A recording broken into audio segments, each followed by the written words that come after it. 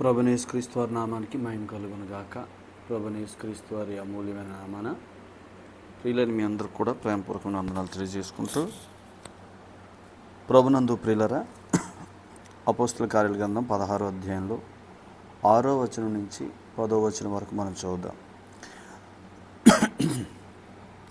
ఆసియాలో వాక్యం చెప్పకూడదని పరిశుద్ధాత్మ వారిని ఆటంకపరిచినందున వారు ఫ్రుగియా గలతీయ ప్రదేశముల ద్వారా వెళ్ళిరి.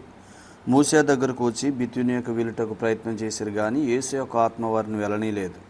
అంతటి వారు మూసేను దాటిపోయి త్రోయకు వచ్చిరి. అప్పుడు మాసిదోనియా దేశస్థుడు ఒకడు నిలిచి, నీవు మాసిదోనియాకు వచ్చి మాకు సహాయం చేయమని తనను వేడుకొనుచున్నట్టు రాత్రివేళ పౌలునకు దర్శనం కలిగింది. అతనికి ఆ దర్శనం కలిగినప్పుడు వారికి సువార్త ప్రకటించుటకు దేవుడు మమ్మల్ని పిలిచి ఉన్నాడని మేము నిశ్చయించుకొని వెంటనే మాసిదోనియాకు బయలుదేరుటకు యత్నము చేసితిమి. పరిశుద్ధుడా, ప్రేమ గల మా తండ్రి, దయగల మా నాయన, మీ కృతజ్ఞతలు. మాతో మాట్లాడుతున్నారు, స్తోత్రాలు. మీ ఆత్మ ద్వారా మమ్మల్ని దర్శించమని, మీ ఆత్మకార్యం జరిగించమని యేసు ప్రభు పేరట ప్రార్థన చేస్తున్నాం తండ్రి, ఆమేన్. ప్రభునందు ప్రియులారా, దేవుని పరిశుద్ధ గ్రంథంలో నుంచి అపోస్తల కార్యాల గ్రంథం 16వ అధ్యాయం మనం చదువుకున్నాం. ఈ గ్రంథం పేరే అపోస్తల కార్యాల గ్రంథం. దీనికి ఇంకొక పేరు ఆత్మకార్యముల గ్రంథం. ఎందుకంటే పరిశుద్ధాత్ముడు వారి మీదకి వచ్చుట అనే ఆ అనుభవం స్టార్ట్ అయింది అపోస్తల కార్యాల గ్రంథం 2వ అధ్యాయంలో. పరిశుద్ధాత్ముడు వారి మీదకి వచ్చుట అనే అనుభవంలో సంఘముగా వారు పనిచేయుట అనేది స్టార్ట్ అయింది. ఆత్మకార్యాలు స్టార్ట్ అయ్యాయి. సంఘము ద్వారా దేవుడు జరిగించే ఆత్మకార్యాలు, మహిమలు, మహత్కార్యాలు, సేవకుల ద్వారా, అపోస్తల ద్వారా జరిగించే కార్యాలు ప్రారంభమయ్యాయి. కాబట్టి ఆత్మకార్యముల గ్రంథం అని కూడా అని అంటామన్నమాట. అందుకనే ఈ గ్రంథం అంతట్లో holy spirit leading the works of holy spirit. ఆత్మ నడిపింపు, ఆత్మకార్యాలు, ఆత్మ నడిపింపు, ఆత్మకార్యాలు, ఈ రెండూ చూస్తాం. ఈ గ్రంథం యొక్క ప్రాముఖ్యమైన సంగతి ఏంటంటే ఆత్మ నడిపింపు, ఆత్మకార్యాలు. ఈ గ్రంథం ఎక్కడుంది? 4 సువార్తల తర్వాత ఉంది. వేటికి మధ్యలో ఉంది? 4 సువార్తలకి, పత్రికలకి మధ్యలో ఉంది. సువార్త అంటే మనలో పరిశుద్ధాత్ముడు నివసించడానికి మనల్ని యోగ్యులుగా చేసింది. సువార్త అంటే ఎవరో కాదు, సిలువ వేయబడిన యేసుక్రీస్తు వారు. సువార్త అంటే ఏమో కాదు, దేవుని కృప. సువార్త అంటే ఏమో కాదు, దేవుని కృప. దేవుని కృప అంటే ప్రభువైన యేసుక్రీస్తు వారు. ఇలా చెప్పండి, సువార్త ఈక్వల్ టు దేవుని కృప ఈక్వల్ టు యేసుక్రీస్తు, సిలువ వేయబడిన యేసుక్రీస్తు. సో ఇప్పుడు సిలువ వేయబడిన యేసుక్రీస్తును విశ్వసించినప్పుడు కృపచేత మనం రక్షించబడ్డామంటే కృప పొందుకున్నాం. కృప ద్వారా నీతిమంతులుగా తీర్చబడ్డాం, పరిశుద్ధాత్మక ఆలయాలు అయ్యాం. కాబట్టి 4 సువార్తలకు అపోస్తల కార్యాలకు ముందున్నాయి. సువార్త అంటే ఏంటంటే 4 అంటే సువార్త. సువార్త అంటే ఏంటంటే పరిశుద్ధాత్మను నివసించడానికి మనల్ని యోగ్యులుగా చేసిన క్రీస్తు కార్యం. అపోస్తల కార్యాలు అంటే ఏంటంటే మనలో ఉన్న పరిశుద్ధాత్మ నడిపింపు, ఆ నడిపింపులోంచి ఆత్మకార్యాలని ఆ జీవితం. సో ఈ అపోస్తల కార్యాల తర్వాత నుంచి ప్రారంభమయ్యి పౌలు పత్రికలు, రోమా పత్రిక నుంచి హెబ్రీ పత్రిక వరకు 14 పత్రికలు పౌలు గారు రాశారు. పౌలు గారు తర్వాత యాకోబు తర్వాత పేతురు తర్వాత యోహాన్ తర్వాత యోధా తర్వాత ప్రకటన గ్రంథం. సో పత్రికలు అనమాట. పత్రికలు అనంటే మన జీవం. సువార్త అంటే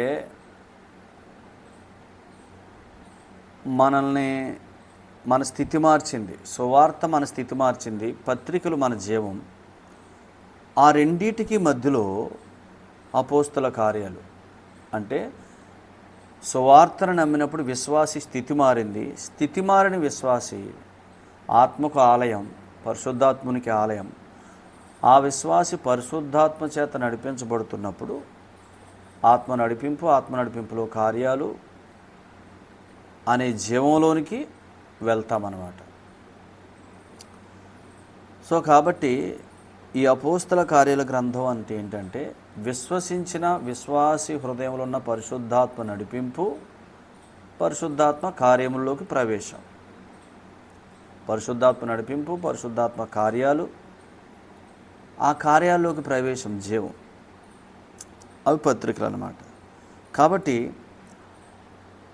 మీరు గమనించారు, మీకు అర్థమైంది అనుకుంటున్నాను, జాగ్రత్తగా వినండి.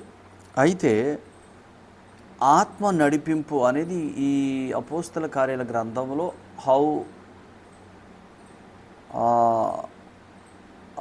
హౌ గ్రేట్ ఇట్ ఈస్, లేదా హౌ ఇంపార్టెంట్ ఇట్ ఈస్, ఎంత హై ప్రయారిటీయో విశ్వాసి జీవితంలో ఆత్మ నడిపింపు అనేది మనం గుర్తించాలి.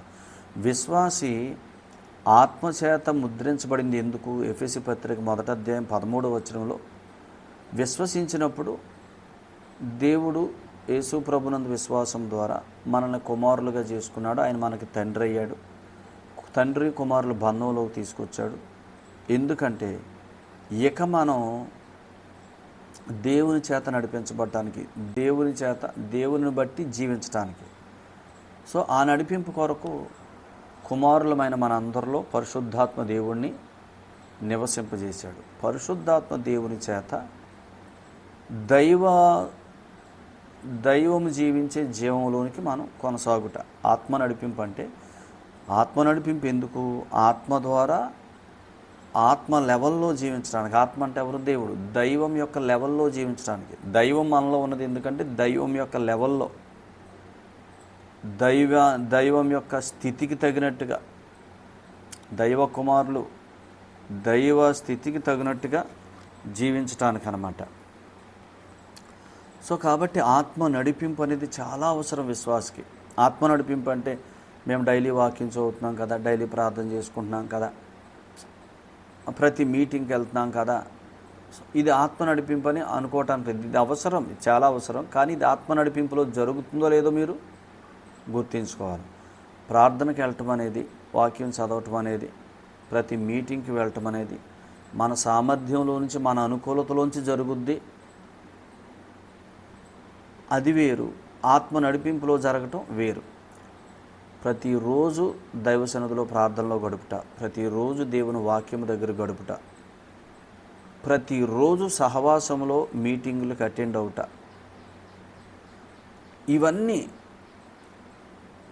ఇవన్నీ మనము చేయగలుగుతాం, ఆత్మ ద్వారా కూడా చేయగలుగుతాం. మనము చేసేది ఏంటంటే మనం అతిశయించడానికి కారణమవుతుంది.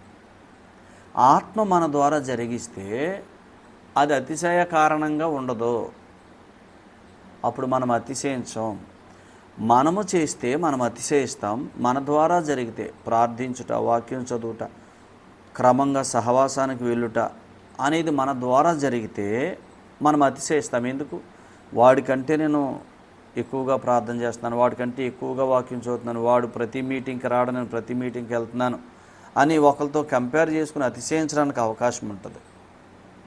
మాత్రమే కాదు, నేను గొప్ప భక్తిపరుణ్ణి, వాడు భక్తి లేనుడని అవతల వాడిని తక్కువగా చూడటానికి అవకాశం ఉంటుంది.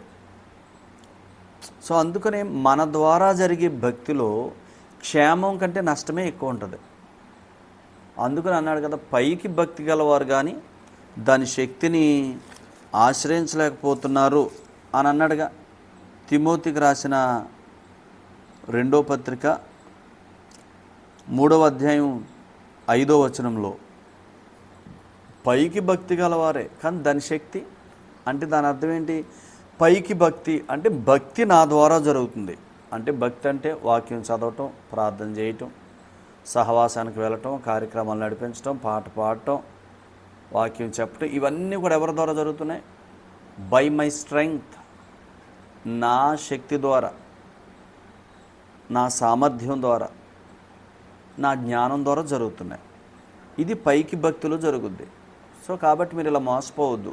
ఏంటంటే డైలీ ప్రార్థన చేసుకుంటున్నాను, డైలీ వాక్యం చదువుకుంటున్నాను, డైలీ ప్రతి మీటింగ్కి వెళ్తున్నాను కాబట్టి నాది భక్తే అని అనుకోద్దు. ఎస్, అది భక్తే కానీ శక్తి లేదనమాట.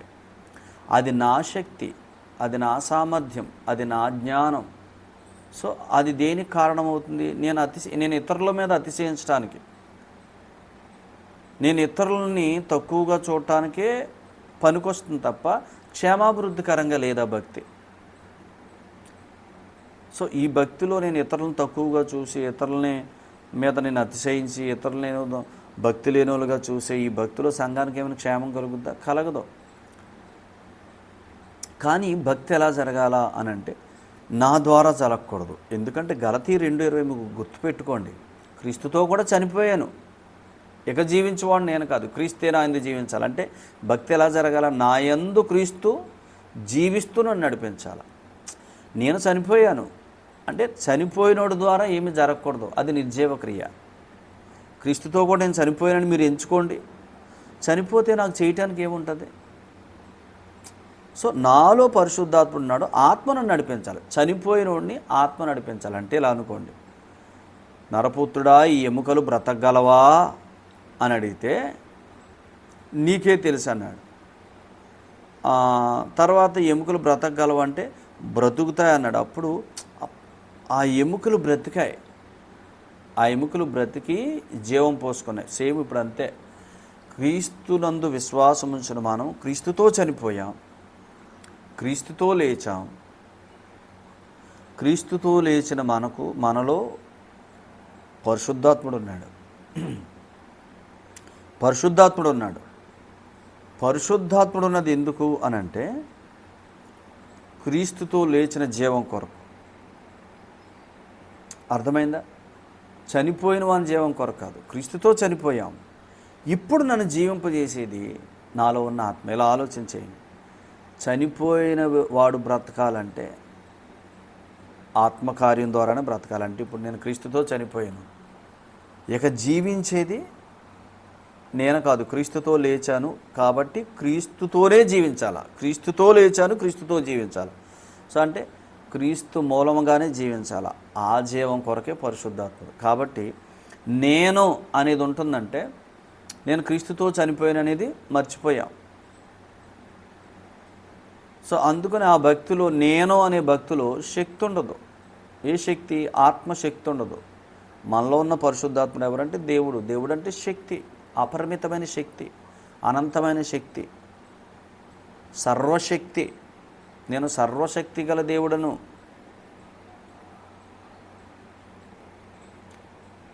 అర్థమైందా? సర్వశక్తి గల దేవుడను. సర్వశక్తి మనలో ఉంది, సర్వశక్తి చేత మనం నడిపించబడాలా. పరిశుద్ధాత్ముడు మనలో ఉన్నాడంటే సర్వశక్తి మనలో ఉంది, సర్వశక్తి చేత మనం నడిపించబడాలా. అదే మీరు కోరుకోవాలా. నేను జీవించకూడదు ప్రభువా, నేననేవాడు జీవించకూడదు. భక్తి నా ద్వారా జరగకూడదు, నా శక్తిలోంచి, నా జ్ఞానంలోంచి, నా సామర్థ్యంలోంచి జరగకూడదు.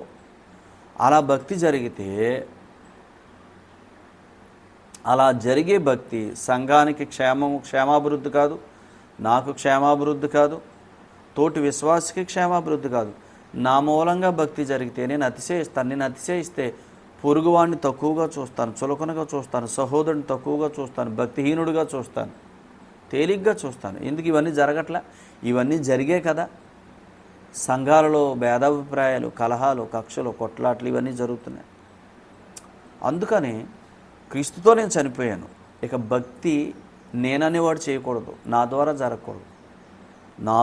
నాలో ఉన్న క్రీస్తు ఆత్మ సర్వశక్తి నన్ను నడిపించాలి. సర్వశక్తి చేత నడిపించబడితే సర్వమును తన శక్తి చేత నిర్వహించుచున్న దేవుడు. హెబ్రీ పత్రిక 1వ అధ్యాయం 3వ వచనం, సమస్తమును నిర్వహించుచున్నవాడు మహత్తు గల మాట చేత. సో ఆ సర్వశక్తి మనలో ఉన్నప్పుడు మనమప్పుడు మహత్తు గల మాటలు ఉంటాయి మన నోట్లో. ఆ మహత్తు గల మాట పేరే విశ్వసించి మాట్లాడుట. 2 పెద్ద జ్యోతులు కలుగుగాక అని విశ్వసించి మాట్లాడాడు, కలిగాయి. ఇప్పుడు దేవుడు విశ్వాసంతో అవి వాటి పని నిర్వహించుగాక అని పలుకుతుంటే అవి పనిచేస్తున్నాయి. అర్థమైందా? ప్రతిరోజు ఆయన విశ్వాసమును బట్టి అవన్నీ నిలిచి ఉన్నాయి. అదే మహత్తు గల మాట. మనమంతే, ఆత్మ మూలంగా నడిపించబడుతున్నప్పుడు దైవ స్వరములో ప్రతిదానికి కమాండ్ ఇస్తాం. కమాండ్. ఇప్పుడు కంప్యూటర్ సిస్టమ్స్ ఎలా పనిచేస్తున్నాయి? By command. పెద్ద పెద్ద ఏఐ సిస్టమ్స్ ఎలా పనిచేస్తున్నాయి? ఆర్టిఫిషియల్ ఇంటెలిజెన్స్ అంటే ఏంటి? By command. Organizing by command. So ఒక కమాండ్ చేత, ఒక మాట చేత, దాన్నే దేవుడు మహత్తు గల మాట అన్నాడు. ఇప్పుడు మన జీవం అదేనండి. మనలో ఉన్న ఆత్మచేత నడిపించబడుతూ, దేవుడు ఆత్మ అంటే దేవుడు నిర్వహించే విధానం మహత్తు గల మాట. ఆ మహత్తు గల మాట పేరే విశ్వసించి మాట్లాడుట. ఆ మహత్తు గల మాటే అదృశ్యమైనవి నిదానించి చూచుట. ఆ మహత్తు గల మాటే లేని వాటిని ఉన్నట్టుగా పిలుచుట. ఆ మహత్తు గల మాటే ఉన్నవి లేనట్టుగా పిలుచుట. అర్థమైందా? సో ఒక కమాండ్. అసలు ఇప్పుడున్న ఆర్టిఫిషియల్ ఇంటెలిజెన్స్, ఇప్పుడున్న కంప్యూటర్, ఈ టెక్నాలజీ, వీటన్నిటికీ బియాండ్ ఆల్ దీస్ థింగ్స్, వీటన్నిటికీ వెనుక దేవుని మహత్తు గల మాట అనే సిస్టమ్ ఒకటి రన్ అవుతుంది. అది ఎవరికి తెలియట్లా. ఫ్రమ్ ది బిగినింగ్, ఈ సృష్టి జరుగుతున్నప్పటి నుంచి, ఈ సృష్టి జరిగించినప్పటి నుంచి ఆయన అదే విధానంలో నడిచాడు. కలుగుగాక కమాండ్, కలుగుగాక కమాండ్, కలుగుగాక కమాండ్, కలుగుగాక. ఆదికాండం 1వ అధ్యాయం అంతా కూడా command. Command, as per command creation. కమాండ్ని బట్టి క్రియేషన్, కమాండ్ని బట్టి వర్క్. చెప్పండి, క్రిస్టియానిటీ అంటే బై కమాండ్, మహత్తు గల మాట. ఒక కమాండ్. ఆర్టిఫిషియల్ ఇంటెలిజెన్స్, ఒక రోబో ఉంది.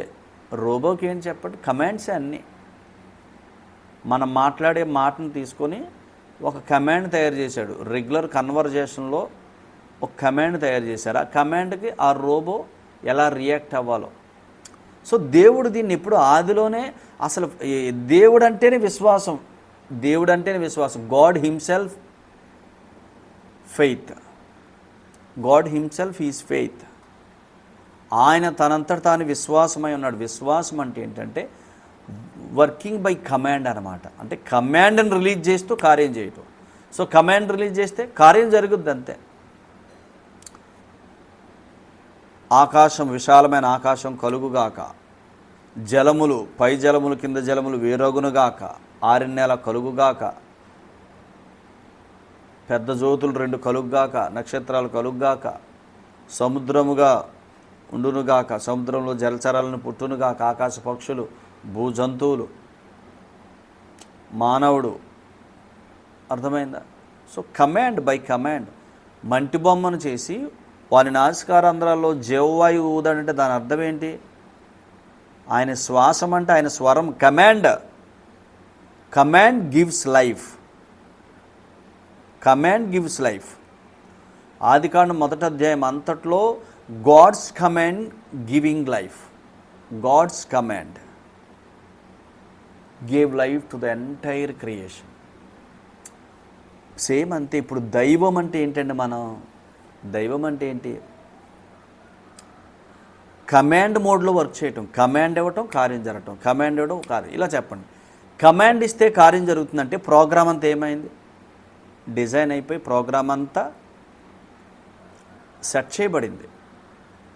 అర్థమైందా? ఇప్పుడు ఇలా అనుకోండి, యేసుక్రీస్తు ప్రభు సిలువలో సమస్తము సమాప్తమని ముగించి సమాధికి వెళ్ళి తిరిగి లేచి తండ్రి దగ్గర కూర్చున్నాడు. ఆ పనంతా తండ్రికి అప్పగించాడు. తండ్రి ఆ పనంతా యేసు ప్రభులో ఉంచాడు. ఇప్పుడు చెప్పండి, సమస్తము క్రీస్తులో ప్రోగ్రామ్ ఫిక్స్ చేయబడింది. మనకు కావలసిన మన అవసరతలు, మన ఆరోగ్యం, మన ఆర్థిక విషయాలు, మన కుటుంబ విషయాలు, మన బిడ్డల విషయాలు, మన భక్తి విషయాలు, సమస్త విషయాలు, మన పరిహారం అన్నీ క్రీస్తులో వెల్ ఫినిష్డ్, ఘనంగా ముగించబడి క్రీస్తులో ఉన్నాయి. ఇప్పుడు క్రీస్తులో ఉన్న వాటిని మనం విశ్వసించి మాట్లాడటం, ఆ మాటే మహత్తు గల మాట. ఆ మాటతో మనం మాట్లాడుతున్నప్పుడు క్రీస్తులో ఉన్నవి రిలీజ్ అవుతాయి. ఇప్పుడు చెప్పండి, రోబోతో మనం మాట్లాడితే రోబో రియాక్ట్ అయినట్టు క్రీస్తులో ఉన్నవన్నీ మనవి. క్రీస్తు వాటిని ముగించాడు, ముగించిన పని. ఇప్పుడు మన పని ఏంటి? కమాండ్ ఇవ్వటమే. కమాండ్ అంటే ఏంటి? ఆత్మ ద్వారా ఆత్మ ద్వారా ఆత్మ ద్వారా ఆత్మ ద్వారా ఆ సర్వశక్తిని బట్టి మనం మాట్లాడటం. పరిశుద్ధాత్మ నాలో ఉన్నాడు, నేను దేవుని కుమారుడిని, నేను దైవమును. ఆత్మ నాలో ఉన్నాడంటే సర్వశక్తి నాలో ఉన్నాడు. ఆ సర్వశక్తి చేత నేను మాట్లాడాలి. సర్వశక్తి నాలో ఉంటే సర్వశక్తి చేత మాట్లాడటం అనేది అయిపోదు. సర్వశక్తి నా మీదికి రావాలి. అందుకనే అభిషేకం నా తల మీద అని పాట రాశాడు భక్తుడు. అభిషేకం నా తల మీద. మనలో ఉన్న పరిశుద్ధాత్ముని పేరు అభిషేకం. అభిషేకం నా తల మీదకి రావాలంటే ఆ కమాండ్ రిలీజ్ చేయాలంటే ఆ కమాండ్స్ అన్నీ మనకి ఆత్మ ద్వారా రావాలా. ఆ కమాండ్స్ ఆత్మ ప్రభు ఎవరంటే మనం ఏ కమాండ్ రిలీజ్ చేయాలో, విశ్వాసంతో దేన్ని మాట్లాడాలో, కలుగునుగా కానీ ఏది మాట్లాడాలో ఆ కమాండ్స్ అన్నీ మనకి మన ఆత్మ ద్వారా రిలీజ్ అవ్వాలా. రిలీజ్ అవ్వాలంటే మనలో ఉన్న పరిశుద్ధాత్ముడు, ఆ సర్వశక్తి మన మీదకి రావాలా. పరిశుద్ధాత్ముడు మన మీదకి రావటమే అభిషేకం, మన మీదకి రావటమే నడిపింపు, మన మీదకి రావటమే ఆత్మ వశము, మన మీదకి రావటమే ఆత్మ యొక్క ప్రభుత్వము. పరిశుద్ధాత్ముడు మన మీదకి వస్తే, అభిషేకం మన మీద నిలిస్తే, మనం ఏ కమాండ్స్ రిలీజ్ చేయాలో అవి మనకే వినిపిస్తాడు. ఆత్మ ద్వారా మన దగ్గరకు వచ్చిన కమాండ్స్ని బట్టి మనం మాట్లాడాలి. అదే ప్రార్థన. ఆత్మ ద్వారా మనకు వినబడుతున్న సంగతులు మీరు వింటున్నప్పుడే ఆమేన్ అది కలుగునుగాక, ఆమేన్ అది కలుగునుగాక, అలాగును జరుగునుగాక. వాక్యం వింటున్నప్పుడే సంగతులకి ఆమేన్ చెప్పడం మీరు అలవాటు చేసుకోవాలి. వాక్యం వింటున్నప్పుడే సంగతులకి ఆమేన్ చెప్పడం మీరు అలవాటు చేసుకోవాలి. కమాండ్ రిలీజ్ చేయాలా. కమాండ్ మన దగ్గరకు వస్తున్నప్పుడు ఇమీడియట్గా ఆ కమాండ్ మనం చెప్పాలా. చెప్తే ఆ కమాండ్ని బట్టి క్రీస్తులో ఉన్నాయి అవన్నీ వర్క్. మనం ఇస్తున్న కమాండ్కి తగిన ప్రోగ్రామ్ రోబోలో ఉంది కాబట్టి అది రియాక్ట్ అవుతుంది.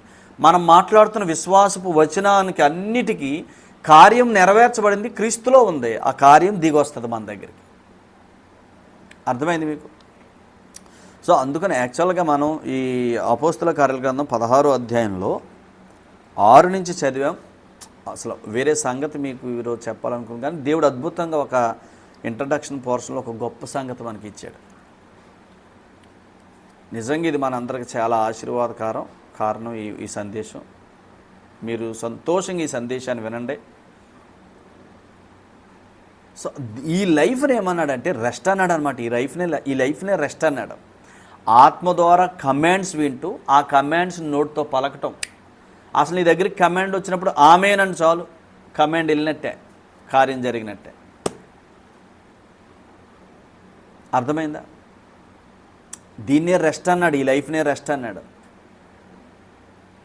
ఈ లైఫే రెస్ట్. ఆత్మ ద్వారా కమాండ్స్ మనం వినాలి. ఏ కమాండ్స్ రిలీజ్ చేయాలో ఆత్మ మనకి ఇస్తాడు. కమాండ్స్ అంటే ఏం కాదు, మనం ప్రార్థించడానికి విశ్వాసపు వచనాలు ఇస్తాడు.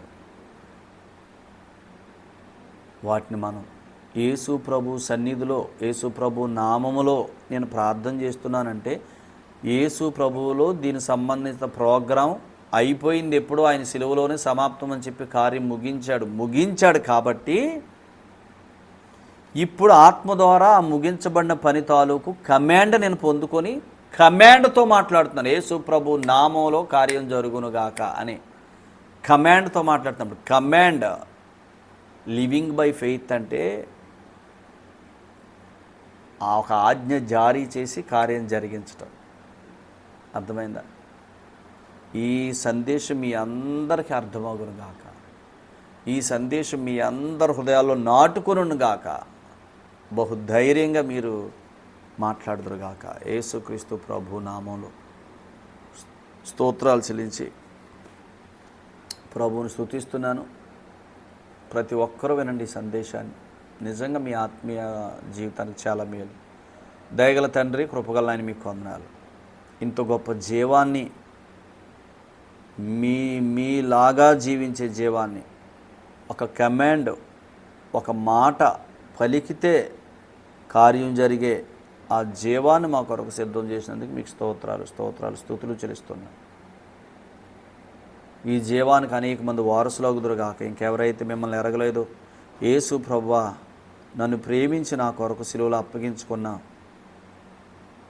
నా పాపాలకు ప్రాయశ్చిత్తం చేశావు. ఇక జీవిస్తున్న దినాలన్నిటిలో దేనికి భయపడక్కర్లేకుండా ప్రతిదాన్ని నోటితో పలికితే కార్యం చూసే ఆ గొప్ప జీవానికి, ఆ విశ్వాసమూలమైన జీవానికి ఒక కమాండ్ ఇస్తే కార్యం జరిగే ఆ జీవానికి నన్ను వారసుడిగా చేశావు. నువ్వు నా ప్రభువు, నా రక్షకుడని ప్రియులు నమ్ముదురుగాక, విశ్వసించి మీ అందు విశ్వాసంతో కొనసాగుదురుగాక. విశ్వసించిన మా ప్రియులందరూ ఈ వాక్యాన్ని తేటగా ఎరిగి చక్కగా విశ్వాసంలో ఒక కమాండ్ రిలీజ్ చేస్తూ విశ్వాసంలో కార్యాలు చూచుదురుగాక. నాయన మా ప్రియులందరికీ జ్ఞానము, ప్రత్యక్షత గల మనసు ఇవ్వండి. తేటకి సందేశం అర్థమైనట్లు సహాయం చేయమని మీ ఆత్మ నడిపింపుని బట్టి, ఆత్మ సహాయాన్ని బట్టి కృతజ్ఞతాస్తుతులు స్తోత్రాలు చెల్లిస్తూ యేసు ప్రభు పేట స్తుతించి స్తోత్రాలు చెల్లించి ప్రియులందరినీ దీవించమని ప్రార్థిస్తున్నాం తండ్రి. ఆమేన్. ప్రభువైన యేసుక్రీస్తు వారి కృపయు, తండ్రి దేవుని ప్రేమయు, పరిశుద్ధాత్మను గొప్ప సహవాసం మీకును, మీ కుటుంబాలకును, మీ అవసరతలకును, మీ అక్కర్లకును, మీ ఆలోచనలకును, మీ ప్రతి ఉద్దేశాలకును, మీ ప్రతి మార్గాలకును సదా తోడైండి అత్యధికమైన విజయాలు నడిపించును గాక. ఆమేన్. అందరికీ ప్రేమపూర్వకంగా ఉండాలండి. ప్రభు మిమ్మల్ని, మీ కుటుంబాన్ని బాగా దీవించును గాక.